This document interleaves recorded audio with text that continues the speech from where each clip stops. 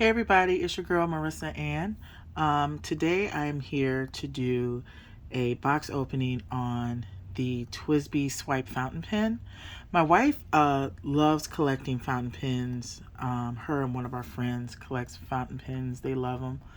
I'm not really into fountain pens that much, but I love the fountain pen that I purchased. Turns out that the type of fountain pens that I like are ones that have wider nibs. And you'll see that when we do the box opening. The type of fountain pen that I purchased from a store in Chicago called Atlas Stationer is a TWSBI Swipe fountain pen. It comes with the fountain pen, a spring converter, a piston converter, and one ink cartridge. And I also purchased another thing of TWSBI ink cartridges, and I got 10 of them, and the color of them is black. Okay, so right now I'm going to go ahead and open this up. This is the nice little box it comes in.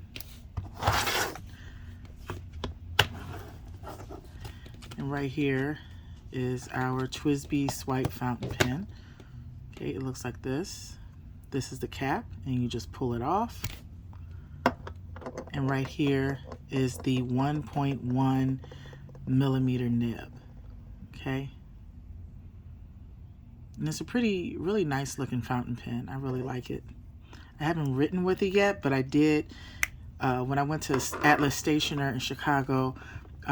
They had some test pens for me to use, and what I found out was that the finer the nib is, the scratchier it is on paper to me, and I don't like scratchy type pens. I like gel pens that have a broader nib. I like ballpoint pens.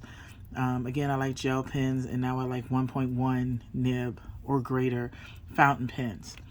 Okay, so the finer the nib, the more scratchier it is when you write on paper, versus the wider the nib, the more smoother it glides on paper. Okay, and right in here are the converters and the ink cartridge. So I'm going to go ahead and open this up.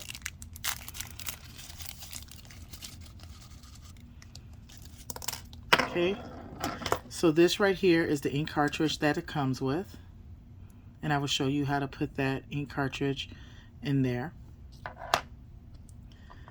This is the piston converter that it comes with, and this is a spare spring that you will see when I show you what the spring converter looks like. Again, the two converters that I showed you are just different ways for you to put, those are two different converters that you use to add ink to your pen. So I'm going to twist this off,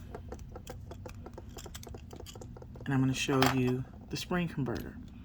So this right here is the spring converter. So what would happen is that you would have, in order for you to use this to fill up, so you have like 3 different choices with this pen.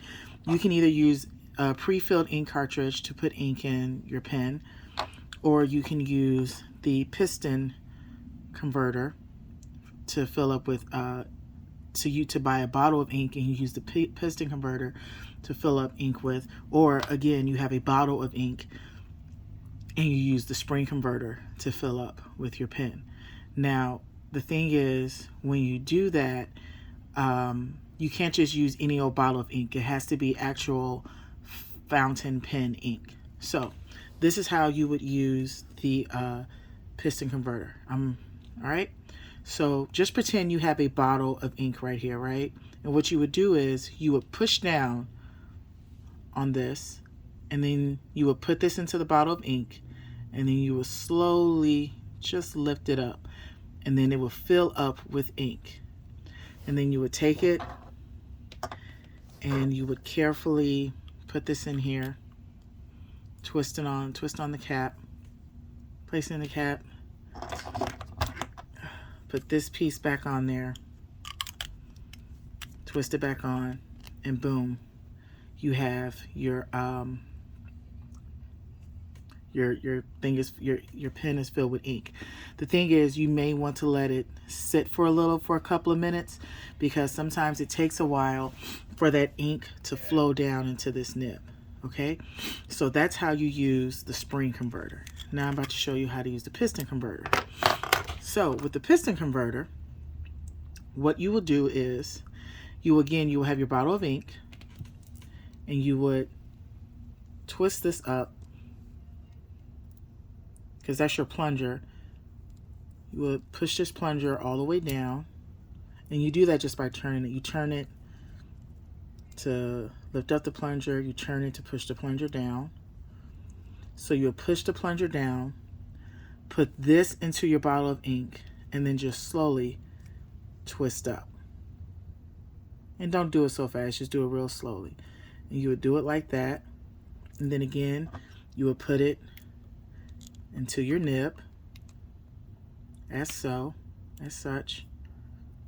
Twist that in there real good. Then you will put the cap back on,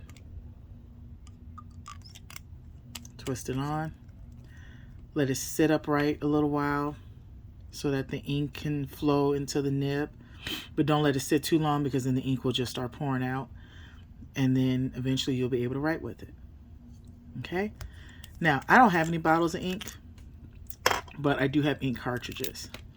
So how I do the ink cartridge is that my ink cartridge is this way. What I would do is I would take it and I would put it in here, push this down in there,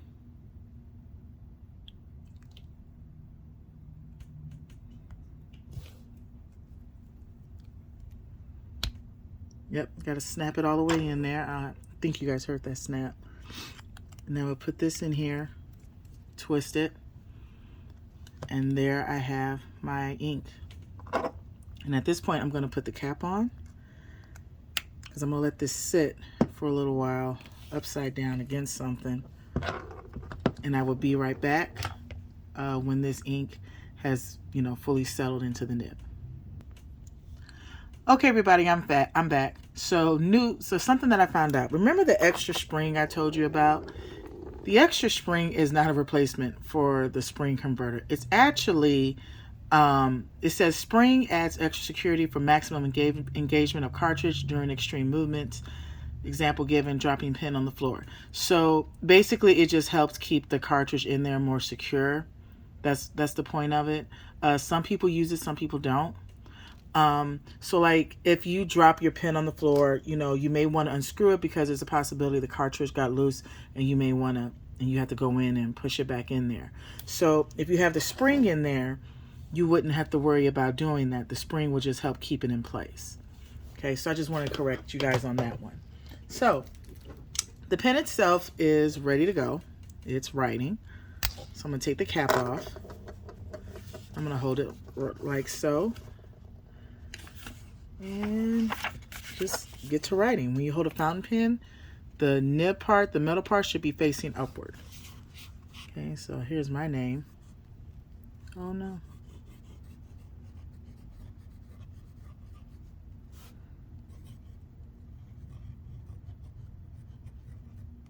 So that's how I would write my name, Marissa-Anne.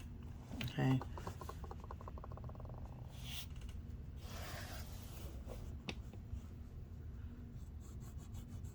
And again, I love the smoothness of this and how it just glides across the paper. I tried other ones where, you know, like,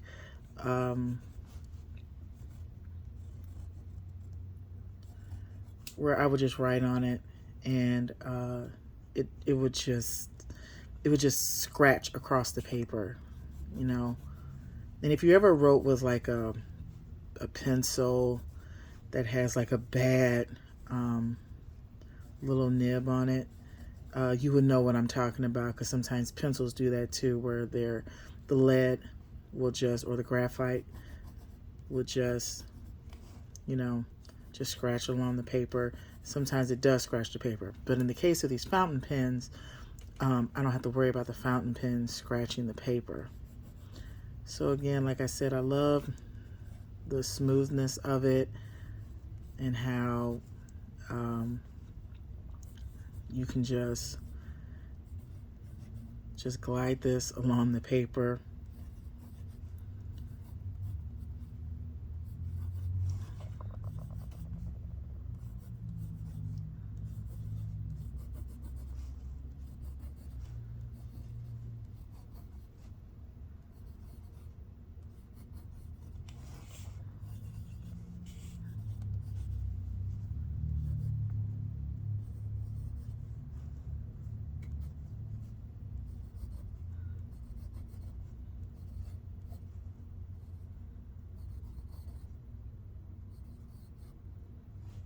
And the thing is, when you write with a fountain pen, you have to hold it at a certain angle. I believe it's a 45-degree angle, because if not, then it's not going to write correctly. So again, this is just what I was writing. I was just practicing writing my alphabet in cursive. And again,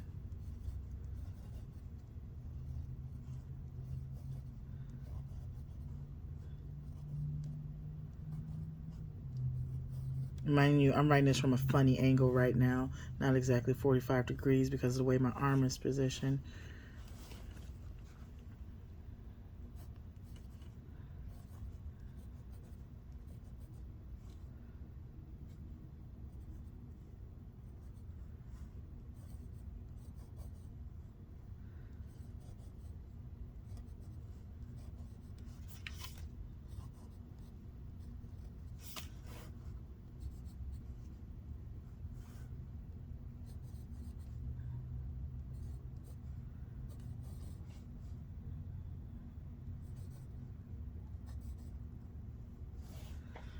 So that's just how well it writes and how good this writes on a fountain pen and on this paper. Fountain pens actually work better when you get really like heavyweight, smooth type paper, the Japanese paper. That's the best type of paper to use for them, in my opinion. And so if you guys enjoyed this this video, just comment, and subscribe to my channel. And I hope you guys enjoyed this video of the TWSBI Swipe Fountain Pen. So be good to yourselves, be good to those who love you, and I will see you in the next one. Bye-bye, guys.